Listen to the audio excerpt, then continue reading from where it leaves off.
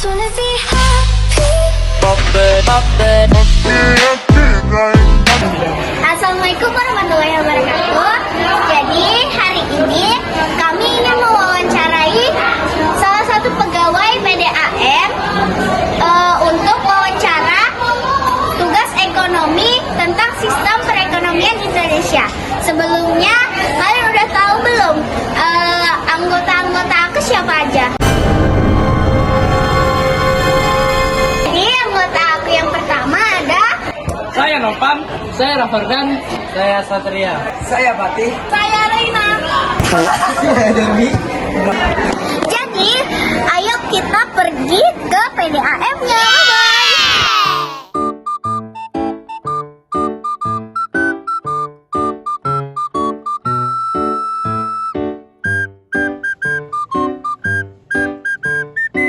Assalamualaikum warahmatullahi wabarakatuh. Jadi sekarang kami sudah bersama pegawai dari Perumda Air Minum Tirta Mahakam, Kutai Kartanegara. Kabupaten Kutai Kartanegara. Nah sebelumnya boleh diperkenalkan dulu.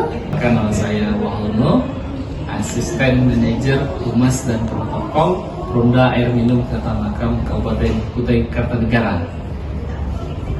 Kemudian bersama saya juga Pak Muhammad Wahyudi, Sekretaris Perusahaan Daerah Asmen. sementara masih Asmen rumah tangga, insya Allah ke depan jadi Sekretaris Perusahaan Perumda Air Minum Tirta Mahakam Kutai Kartanegara.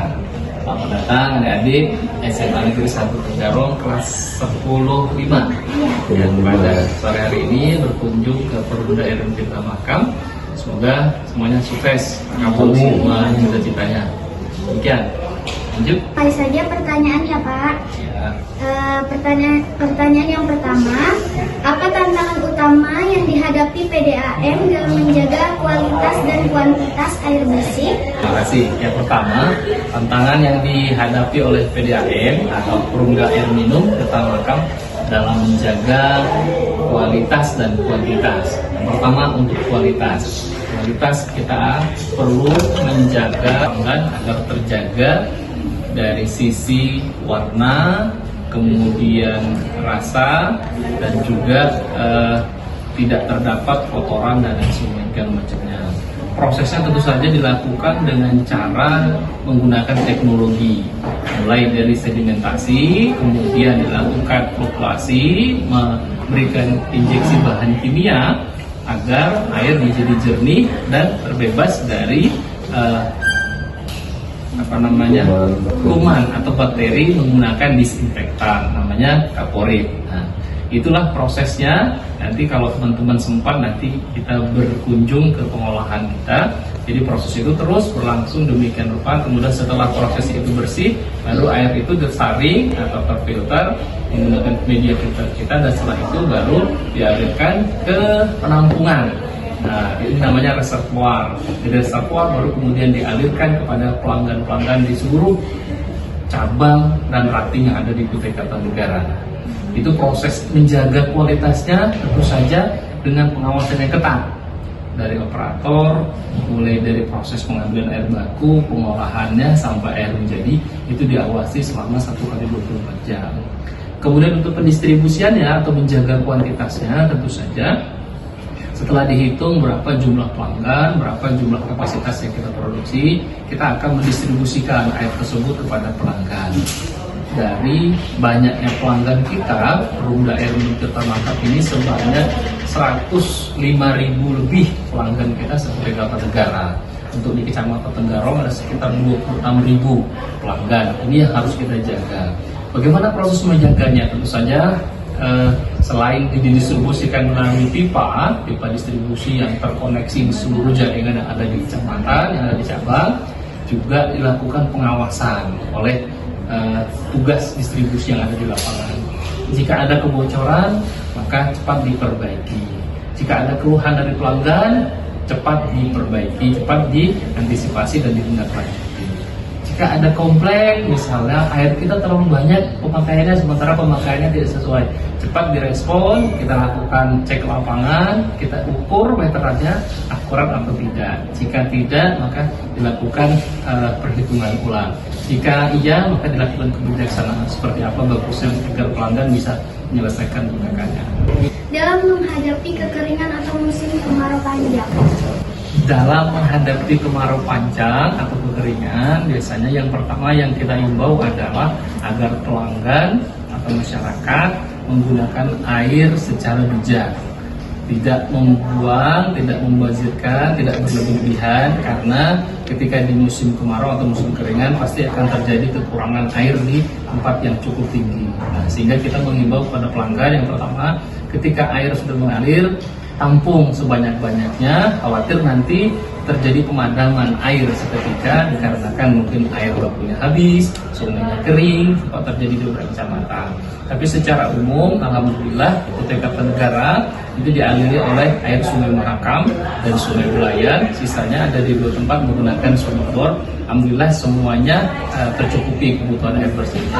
Tapi kami tetap menghimbau kepada masyarakat, pada pelanggan untuk tetap hemat menggunakan air, kemudian menjaga kelestarian lingkungan, karena kalau lingkungannya bersih, sumber air kita juga menjadi bersih. Kalau lingkungan kita kotor, sampah di mana-mana, otomatis sungai, embung, danau maupun sumur-sumur kita akan terkotor dan terkontaminasi bakteri. Sehingga kita mengajak masyarakat, pelanggan, semuanya kita jaga kelestarian lingkungan agar air di tempat kita selalu bisa kita konsumsi. Menurut Bapak, apa yang membuat pelayanan PDAM yang berkualitas? Untuk pelayanan agar berkualitas tentu saja yang pertama harus ada yang namanya K3, ya, menjaga kualitas, kuantitas, dan kontinuitas. Kualitas itu apa? Kualitas itu air supaya bersih. Bagaimana caranya? Ini kita jaga, operator kita jaga, menjaga supaya prosesnya berjalan dengan baik, airnya dihasilkan juga baik. Kemudian kuantitas, jumlah, tercukupi tidak jumlah di masyarakat air bersihnya? Kalau tidak tercukupi, apa penyebabnya? Apakah ada kebocoran, ataukah ada kerusakan? Nah, sehingga cepat diambil langkah-langkah perbaikan, cepat diambil langkah-langkah antisipasi. Kemudian kontinuitas, berlangsung secara terus-menerus. Ini penting. Nah, bagaimana caranya? Tadi di pertanyaan sebelumnya, untuk menjaga supaya ini terdistribusi secara kontinu terus-menerus, maka harus dijaga pipanya supaya tidak bocor-bocor, tidak rusak, tidak pecah. Kalaupun rusak, pecah, cepat diperbaiki. Nah, kerjasamanya antara karyawan maupun pelanggan itu pasti berjalan dengan bagus selama ini. Mana masyarakat cepat lapor ketika ada kebocoran, ada kerusakan, ada pipa pecah, ada meteran hilang, mereka lapor ke kami tindak lanjuti sehingga langsung diperbaiki. Alhamdulillah airnya bisa mengalir kembali. Kemudian yang terakhir ada lagi yang keempat, yaitu keterjangkauan. Harga air bersih perumda air di dalam makam jika dibandingkan dengan harga air mineral itu jauh sekali. Ya, kalau kita satu kubik itu sama dengan 1000 liter. 1000 liter harganya hanya sekitar 5.000.